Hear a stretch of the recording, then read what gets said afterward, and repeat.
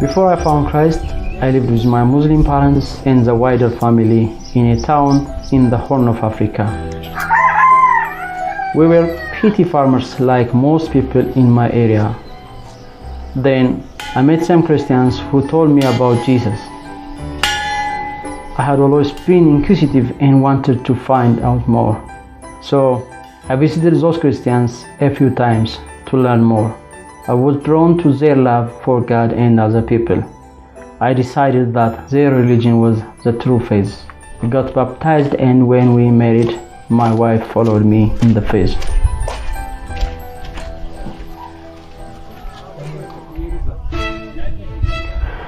But being Christian complicated our lives very much.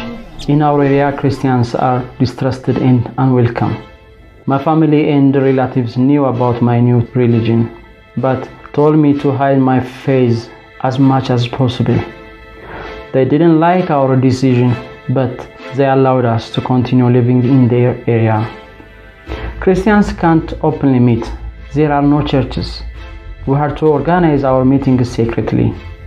As Christians, we met at each other's house to listen to radio programs together or to have Bible studies. To keep this a secret, we often changed the location and times of our meetings.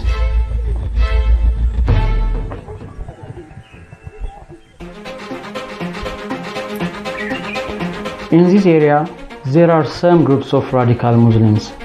They soon found out about my conversion. They started to secretly follow me to location of Christian fellowship. They even secretly filmed me. One day, they set a trap for me while I was with some other believers in my house. Those radicals attacked us. They chased away the other Christians and then started to beat me. They thought that I was the leader of the group because the meeting was in my house. They said that they didn't want this foreign religion in their village. They left me for dead. I regained consciousness 2 days later and found myself in a local clinic. My relatives had brought me there. They still didn't like my new faith, but they also did not agree with what the radical Muslims did. My family honors the law of our country, so they chased away the radicals, but my left arm was hurt so badly it needed to be amputated. I was afraid that my life would now be even more difficult because with only one arm, I would not be able to farm and provide enough food for my family. I went back home and tried to make the best of life.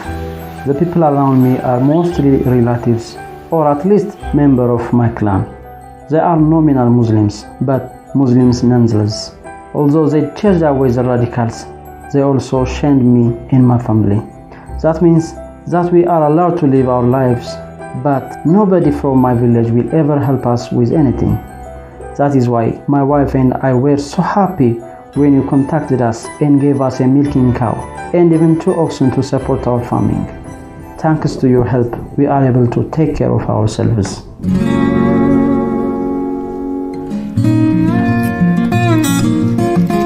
Because we are allowed to stay in our village, we have opportunities to evangelize. I don't need to be a secret Christian anymore, since everybody now knows about my faith, and I have already sacrificed my arm for Christ. So, I don't think life can become much more difficult than it already is. I feel free to evangelize. I openly walk to a place where idlers sit around and chew chat, a local narcotic. I tell them about the happiness I found in Christ.